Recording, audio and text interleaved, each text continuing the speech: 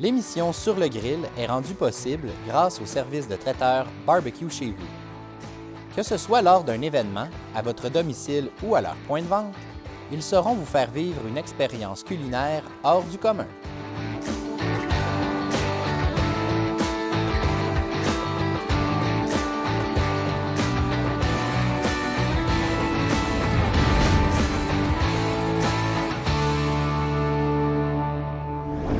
Bienvenue à l'émission Sur le grill. Aujourd'hui, une recette complètement différente. Pierre-Philippe va nous expliquer ça. Qu'est-ce qu'une concote aujourd'hui, Pierre? Le classique porc effiloché de barbecue chez vous. Donc ici, on a une petite épaule de porc, désossée et un peu dégraissée. Normalement, moi, j'utilise une épaule de porc complète avec la couenne et tout. Mais aujourd'hui, pour l'émission, je vais vous montrer quelque chose de pas mal plus facile et plus vite pour vous autres. Puis ça fait une pas mal moins grosse quantité. Donc ça, c'est à peu près 1,5 livre d'épaule de porc désossée. Mon boucher a pris la peine de l'attacher avec une petite corde pour avoir une cuisson plus uniforme. Donc pour commencer, je vais vous montrer comment assaisonner le porc effiloché de la façon que je le fais. Je commence avec de la poudre de chili. Tous les ingrédients ici sont à part égale. OK. On a poudre de chili. C'est une poudre de chili pas forte. Et pour un morceau comme ça, on va utiliser à part égale, on va utiliser quoi environ comme quantité? Une demi-tasse? Une demi-tasse, peut-être un quart de tasse. Un quart de tasse? Fait que Même la même chose pour tous les ingrédients. Ouais. Là, on y va pour le paprika, même quantité. OK. On avait poudre de chili, c'est ça? Poudre de chili. Paprika. Paprika. Ensuite, on a du sucre. Le fameux sucre. Le fameux sucre brun. Cassonade. Ouais. On va aller comme ça. As-tu une raison particulière pourquoi tu utilises le sucre brun plutôt qu'un sucre, sucre blanc? Ou... Il est moins raffiné. Moins raffiné. Ça fait une meilleure effet de caramélisation. OK. Et j'ai besoin du sel. Du gros sel. Même chose, on ne change pas les quantités. Non, tout est égal. Très simple, très simple. Ça, c'est communément appelé, on appelle ça un rub, dans le fond. C'est un dry rub. Tu vas couvrir ça, la viande avec ça. Ouais, idéalement, c'est de mettre ça 12 heures avant. Mais là, je voulais vous le montrer, donc on va le faire dans le moment présent. On fait 12 heures avant, puis on met au réfrigérateur après pendant 12 heures? Pendant 12 heures après avoir mis les épices, puis après ça, on le fait fumer. OK. Donc, si c'est bien mélangé, on y va comme ça. À la bonne franquette. À la bonne franquette, puis on va aller ramasser tout ce qu'il y a sur la plaque. Exactement. Bien l'enrober, en fond. Bien l'enrober. Alors, ça prend moins qu'une tasse, c'est sûr, pour un morceau de main. Ça prend peut-être seulement une coupe de cuillère. Une coupe de cuillère? OK. On va mettre allègrement. Ça, c'est un mélange qu'on peut garder, en fond, en tout temps, qui peut être utile. C'est tout le temps bon. Tu le mets dans un ziploc ou dans un petit plat hermétique. Dans un pot maçon comme ça, c'est parfait. OK. Pot maçon. Donc, ça, disons que ça fait 12 heures qu'il a été mis les épices. OK. Donc là, je vais vous expliquer comment placer le charbon pour faire fumer votre viande sans la brûler et pour contrôler votre température. Donc ici... On utilise encore du charbon d'érable, c'est ça? Toujours du bois d'érable, surtout que là, on fait fumer. OK. Donc là, qu'est-ce qu'on va faire? On va enlever le thermomètre ici.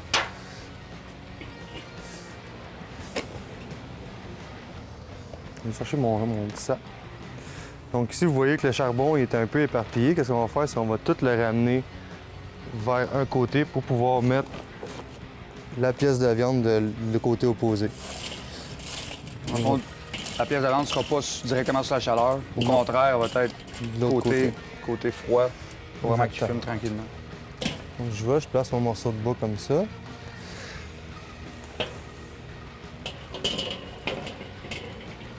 Et voilà. Donc ici, qu'est-ce qui est parfait? C'est j'ai mon petit thermomètre de grill. Donc je vais le placer juste un petit peu plus loin que la chaleur. Comme ça, je vais savoir exactement la chaleur du charbon. Donc ça ici, c'est supposé être toujours moins chaud. Donc je vais essayer de garder une chaleur qui est alentour de 300 de ce côté-ci pour avoir une chaleur de ce côté-là de 250. OK. Qu'est-ce qui est important, c'est de ne pas descendre en bas de 200 puis de ne pas monter en haut de 350. OK. La raison, ce serait? Ben, 350, c'est que ça va cuire trop rapidement. OK. 200, c'est que ça cuit pas. Donc, c'est OK. pas... OK. c'est rien de bon. À 250, on va laisser le temps de la fumée vraiment cuire, rentrer dans la pièce de viande. Ça, je vais faire fumer ça pendant un bon 8 heures, normalement. Mais là, vu que la pièce est plus petite que d'habitude, peut-être pendant 4 à 6 heures. 4 à 6 heures. Mais vous allez voir la caramélisation lorsque c'est rendu assez foncé, puis que le gras il a bien fondu, vous êtes prête à l'enlever. Donc, c'est bien positionner le bout de bois. Ça, c'est du bois d'érable naturel, bien entendu. Donc, ça fait une petite fumée bien tranquillement.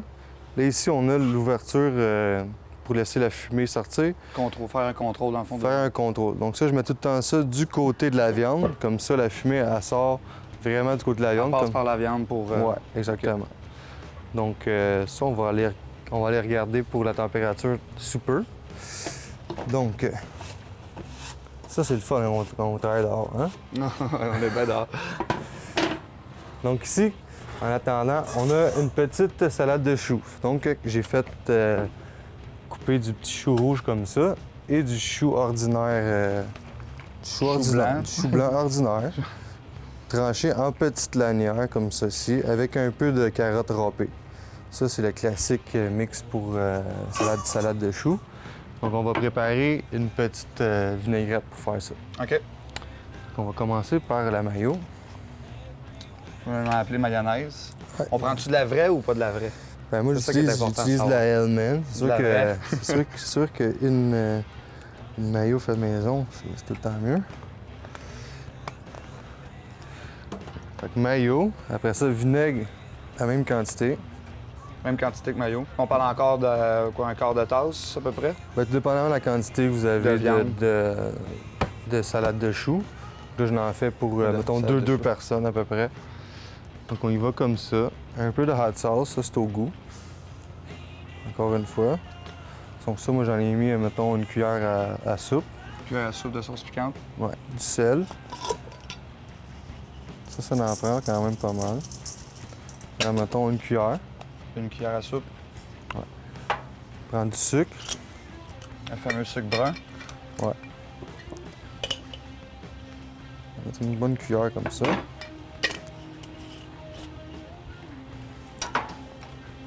Poivre.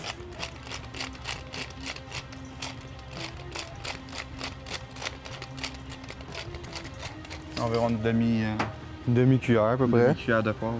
L'orégano, ça c'est au goût. Donner un peu de couleur puis de goût. Puis je vais rajouter un petit peu d'ail. J'ai tout le temps de l'ail déjà pelé que je vais passer dans le pressail ici.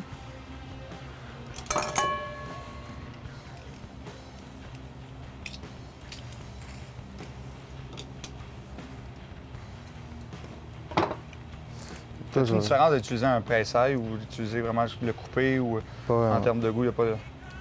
À la maison, vous utiliser la Pressail. technique qui vous convient pour l'ail. Ben, c'est sûr que moi, j'aime mieux presser mon ail dans cette recette-là. Comme ça, t'as pas de moton d'ail pendant OK. que tu manges ta salade. OK. Puis le goût est un peu plus dispersé. Mais ça, c'est une marinade qu'on est supposé faire au moins une couple d'heures d'avance pour laisser la salade un peu imbiber le goût. OK. Donc on mélange dans le fond notre vinaigrette avec la salade, puis on attend un peu avant de servir, dans le fond, de temps. Exactement. Même une journée d'avance, c'est parfait. Ah ouais, OK. Là, la vinaigrette est vraiment finie, dans le fond. Le canté vers, On va vers attendre. les gens. Donc là, la mayo, il faut la brasser jusqu'à temps que la mayo soit bien mélangée avec le... Qu'il n'y ait pas Le de vinaigre. grumeaux ou de... On va mettre un petit peu d'huile.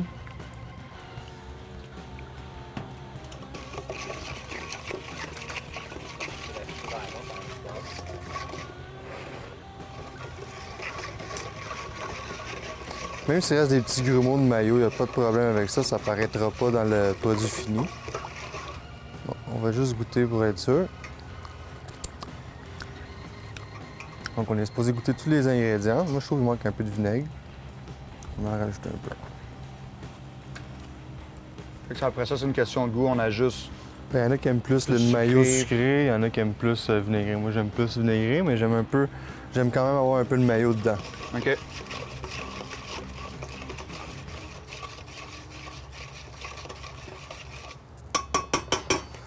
Et voilà. Donc là, il reste juste à mettre notre salade là-dedans. Ça, on peut mélanger avec les mains. Qu'on a les mains propres, il n'y a pas de problème. À la bonne franquette. Ouais. Faut sentir la nourriture. Faut y toucher, faut y goûter. Mmh.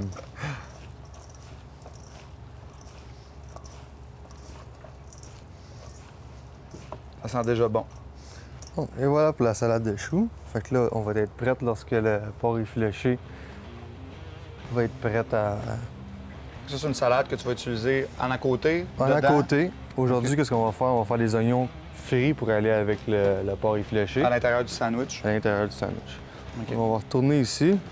Comme on voit, la température est vraiment à 250, donc c'est parfait. On va juste replacer notre petit bois ici. Pour être sûr que le bois, dans le fond, prenne... Prenne le commence feu. à Des fois, ça fumer. peut prendre un petit 5-10 minutes à ce que le bois y prenne parce que la chaleur n'est pas extrêmement chaude. On ne veut pas avoir un charbon qui est extrêmement chaud. chaud.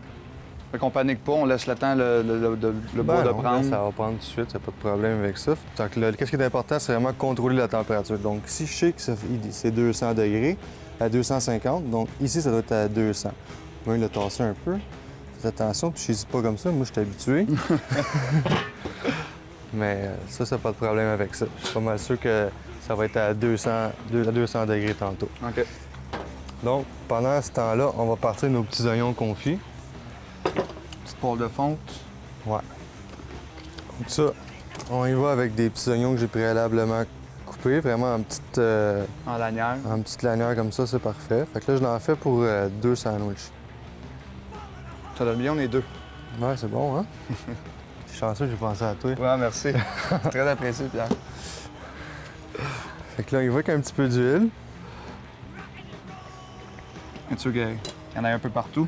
Ouais. Fait que là, moi, j'utilise une petite poêle de fonte. Si vous n'en avez pas à la maison, vous pouvez aussi utiliser les petits chaudrons en camping ou peu importe, c'est pas important. Ça, je trouve que c'est merveilleux. Dans le fond, c'est pas d'utiliser une poignée en plastique. Non, puis pas Puis, utiliser une nouvelle poêle qui vient de coûter 50$. La poêle de fonte est plus pratique pour ce côté. Ouais. Fait que là, Faire un peu- attention, si la poignée peut rester chaude, par exemple. Donc ça va être les oignons qui vont être confits avec du sucre brun, mais le sucre brun, je vais le mettre un peu plus tard parce que ou sinon ça finit par coller dans le fond. Fait que Ok. je vais le mettre quand les oignons vont déjà être rendus ramollis un peu. Donc Le sucre brun ça, est vraiment juste là pour caraméliser à la fin, en fond. donc ça, là tu vois, on voit que ça commence à fumer pas mal. Ça, on va le mettre directement au-dessus de La chaleur. OK. Pas de problème avec ça. Ça, c'est parti. Là, pendant ce temps-là, ça nous prend... Qu'est-ce que ça prend pour faire un sandwich? Ça prend Du porc, du porc, du pain, de la sauce. de la sauce, c'est vrai. Ah, c'est une sauce. Fait que là, moi, j'ai des oignons encore qu'on va utiliser ici pour faire la sauce. Sauce barbecue maison. Oignon, La sauce barbecue maison ou la sauce barbecue chez vous? ouais, du barbecue chez vous qui est faite maison. OK, parfait. Mettre les gens en contexte. Donc ici, on a les oignons. Là, je vous fais une mini sauce. D'habitude, je fais des chaudrons qui sont à peu près gros comme ça. Donc, on va y aller avec les quantités en Puis proportion. on a les oignons, là, on te met l'ail. De l'ail. Quoi, on parle encore d'un tiers. Un Prends la petit peu. quantité de sauce que vous voulez. Comme là, je veux faire, mettons, 2 tasses de sauce. Fait que là, c'est, mettons, la moitié d'un oignon, puis 3-4 gousses d'ail. 3-4 gousses d'ail, OK. OK. Là, on a ici du ketchup. Ketchup bien normal, là. Pas rien de fancy là-dedans. Regarde. On va préparer nos ingrédients, le ketchup, sauce chili. Ah, sauce chili. On va avoir du vinaigre. Du vinaigre de pomme. Ah, vinaigre de pomme. Fait que qu'est-ce qu'on va faire, c'est qu'on va commencer par faire griller ça un peu avant de rajouter tous les autres ingrédients. OK. Puis je vais avec un peu d'huile, Ah, attends. du sel, du poivre. Huile, sel, poivre. Ouais. C'est juste donner un peu de goût dans le fond à la casserole avant de commencer notre. Ça, on a de la place ici, on va laisser On jeter voit- ça tranquillement. On voit que les oignons, le beurre a commencé à fondre, c'est parfait. La température est à 220, donc ça peut pas être mieux que ça. On est proche de la vérité. Très proche de la vérité, donc ça, on va juste à laisser aller ça tranquillement. Parfait. Donc Là, les oignons, ça peut prendre peut-être 20 minutes, une demi-heure. OK. Parce que là, on s'entend que la température n'est pas forte. Ouais. Fait que là, on va laisser aller ça tranquillement. Même chose avec les oignons de la sauce barbecue. Notre petite, Course-là qui marine. notre petite cause-là. Fait que qu'est-ce qu'il va rester à faire, c'est faire griller notre pain quand on va être prêt. Fait que pour l'instant, on va Fais vous ça. revenir quand ça va être un peu plus avancé.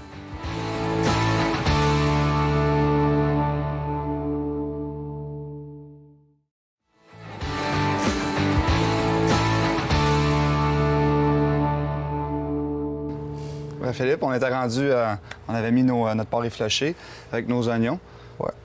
Fait que là, on a nos petits oignons, puis notre ail est en train de rôtir tranquillement ici avec nos oignons confits.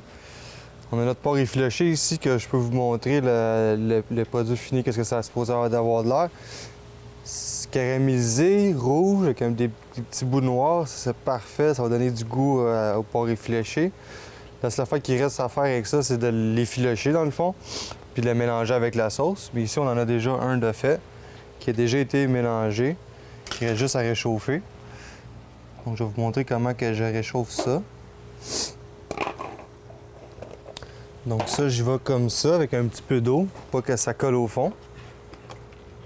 Mais une fois que la pièce de viande est prête, ça c'est... Ça, c'est après, quand tu vas avoir effiloché, OK. pour le réchauffer. On l'a gardé, puis là, on veut que le réchauffer. Ouais, c'est exactement ça. Donc là, vu que les oignons sont assez cuits, merci, on va tasser ça comme ça. On va laisser ça chauffer tranquillement. C'est important de mettre de l'eau, dans le fond, pour pas que notre viande sèche. Ouais. On a nos petits oignons confits ici, ils sont bien cuits. Il reste juste à mettre un peu de sucre dedans. Donc ça, mettre la cuillère de sucre. Quand tu mentionnais de mettre le sucre à la fin, Pas que être ça sûr que colle. ça colle pas, ça fait juste caraméliser, en fait. Parfait. Là, on fait fondre le sucre comme il faut, on mélange ça. Donner des oignons vraiment bruns. Parfait. On va laisser mijoter ça encore un peu. Donc, on va être prêt à servir. Le porc effiloché, on laisse ça Réchauffe tranquillement tranquillement. pendant qu'on va finir la sauce barbecue. Donc, on a nos oignons ici qui sont bien ramollis, comme tu peux voir. Donc, caraméliser un peu les oignons, l'ail, elle a bruni un peu, ça c'est parfait. Donc, on a ici Le fameux ketchup. du ketchup et puis besoin de chercher des ustensiles, s'il te plaît. Ouais. On a du ketchup et puis de la sauce chili qu'on va mettre là-dedans. On a de la mélasse, on a de la sauce Worcestershire et puis du vinaigre de cidre. On va aussi mettre du sucre. Bon, pour cette quantité-là, je vais mettre à peu près un quart de tasse de sucre.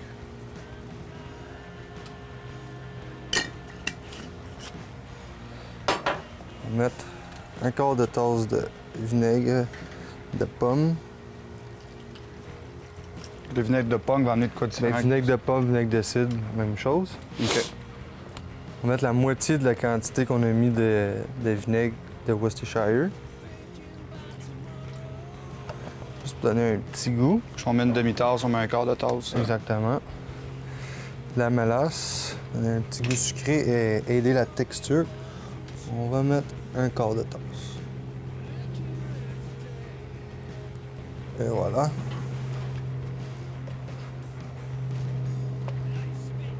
Ça. Et du ketchup et de la sauce chili. Là, on va y aller. Au goût, à l'œil. Non, on va y aller encore avec un quart de tasse de ça. OK. Puis on met la même quantité de ketchup que de sauce chili.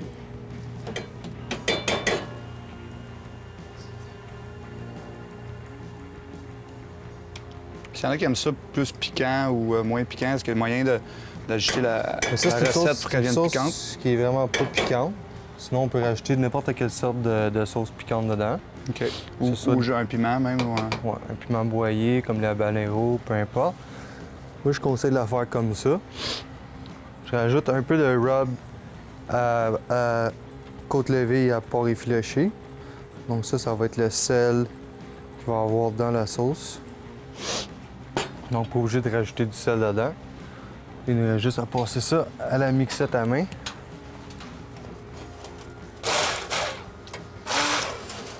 Pour être sûr, dans le fond, de broyer les oignons, l'ail. Ouais.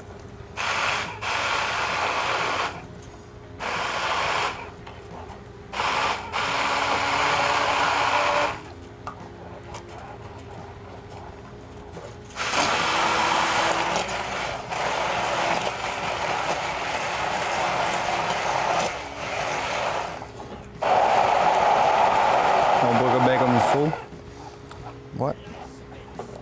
Essaye d'enlever tous les petits bouts d'ail.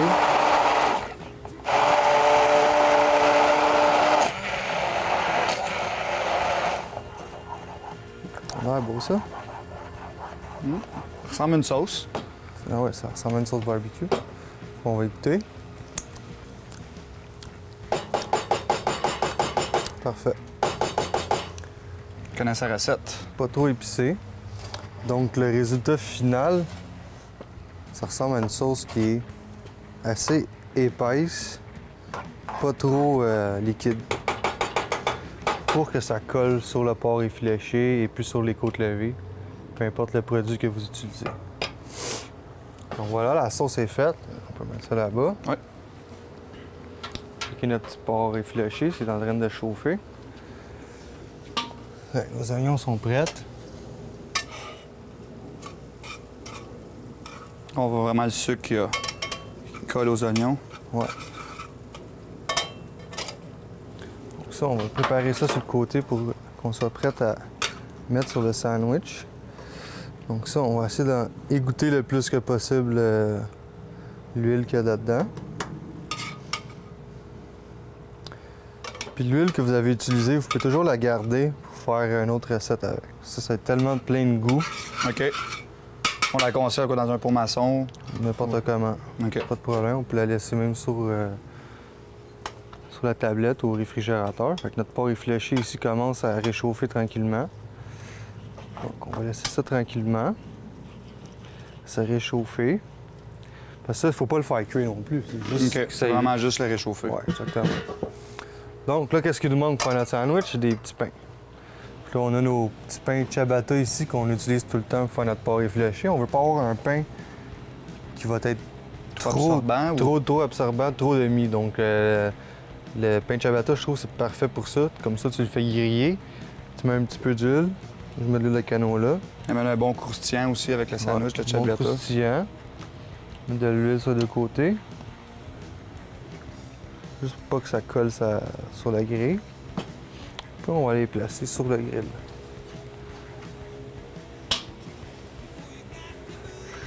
C'est pas obligé de les faire griller à pu finir, c'est juste que ça aille sécher un petit peu. OK. Donne-moi une texture, en fond. Ouais. Rajouter une texture, il nous reste juste à attendre que le tout soit chaud, puis que nos croûtons soient bien réchauffés. Après ça, on va être prêt à assembler notre assiette. Fait qu'on va vous revenir lorsque la cuisson des pains va être terminée, puis on va être prêt à assembler l'assiette. Bon, Où est-ce qu'on en est rendu, là? on est rendu que notre porc effiloché, il est chaud, il est prêt. Nos pains sont grillés, je crois. Ah, ben regardons ça. Effectivement. Ils sont parfaitement grillés, juste assez secs, croustillants, parfait, avec le porc dedans, ça va être parfait, ça va être Ici, on a du juteux. porc effiloché qui est déjà effiloché, en fait. Aurais-tu une technique spéciale pour effilocher? Pas le vraiment. porc? Comme ça, là, ici, c'est un petit morceau qui est encordé, donc c'est juste seulement de couper les cordes, de les enlever. Vous prenez un gros bol, un cul de poule, vous les efilochez avec 2 pinces comme ça ou avec les mains, tout simplement. Vous rajoutez un peu de sauce à barbecue pendant que vous faites ça. Puis ça va vous donner un résultat qui va ressembler à ça ici. Une fois qu'il est effiloché, est-ce qu'on le remet au four? Est-ce qu'il y a un autre mode de, Non, mais là, mode il de est cuisson? Ou... Quand il va être effiloché, là, c'est soit que tu le mets en conservation, tu le mets au frigidaire, tu le réutilises quand tu veux, ou si tu veux le manger tout de suite, à mesure que tu as commencé ta pièce de viande, de bonne heure le matin, puis là, tu es prête pour souper. Puis là, tu peux le servir directement. OK, Ouais, quand parfait. il est chaud. Donc, si Ça notre se conserve combien de temps, un porc effiloché, qui est déjà effiloché? ça se conserve au moins 7 jours au frigidaire, OK. bien emballé, là, soit dans soit dans un pot Tupperware ou dans un Ziploc, peu importe. OK. Ou sinon au congélateur, c'est bon 3 mois facile. Donc on va monter notre petit sandwich. On amène notre porc effiloché ici, de la sauce barbecue. Donc on va mettre nos dessous de pain ici. On va placer un petit peu de porc effiloché là-dessus. Pour qu'il y en ait plus que pas assez dans un sandwich au porc effiloché. Ouais, il faut tout le temps qu'il y ait un bon ratio viande-pain. OK. Ça veut dire qu'il faut qu'il y ait plus, Quasiment autant. ou plus de porc effiloché que de pain. Que de Ça, pain, c'est OK. sûr. Donc ça, c'est une bonne quantité, je trouve. On a nos oignons aussi, Bon, caramélisés. petits oignons caramélisés ici présents. Voilà, on va avaler un peu celle-là. Tiens. Qui va donner un petit goût aussi, un petit goût d'oignon, un petit goût sucré. d'oignon sucré. Ça, c'est parfait. Porc effiloché, souvent, c'est la connotation sucrée. Donc, un On met un petit peu de sauce. un petit peu de sauce dessus.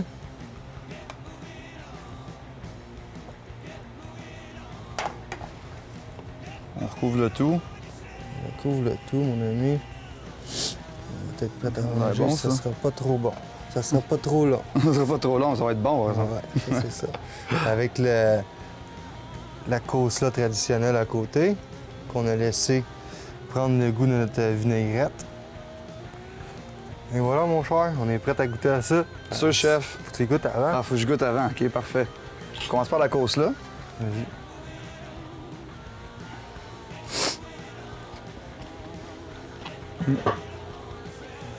Ah bon.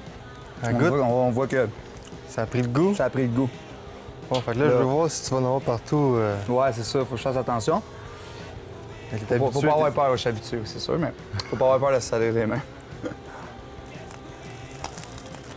Oh!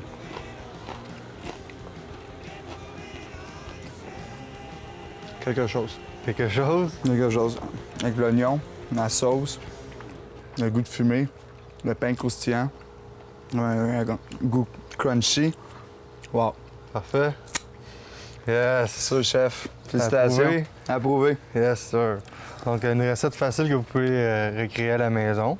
Sûr, vous n'êtes pas tout le temps obligé de le faire fumer. Si vous voulez, vous pouvez simplement le faire cuire au four pendant au moins 7 à 8 heures de temps, mettons à 250, jusqu'à temps que la viande elle se défasse facilement.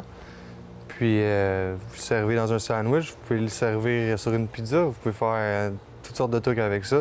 Il n'y a C'est pas de sûr. limite. Il n'y a pas de limite. C'est sûr que le sandwich, c'est le traditionnel porc effiloché, mais il y a différentes façons de faire ça. On peut le manger avec un riz, avoir du porc effiloché avec un riz et une salade de choux. C'est très bon. Puis je vous conseille de faire votre propre sauce barbecue, comme ça vous allez pouvoir la faire à votre goût, au lieu d'acheter des produits qui sont commerciaux avec plein d'agents de conservation dedans. C'est une bonne alternative. Bonne idée.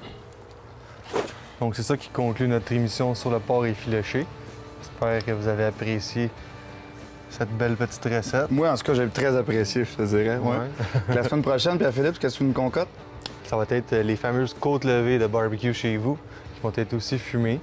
OK. Puis c'est une recette à pas manquer. C'est une recette vraiment intéressante pour les amateurs de barbecue. Et le côte levée. Exactement. C'est bon. C'est sûr que c'est un produit qui est différent des autres sortes de côtes levées que vous allez retrouver.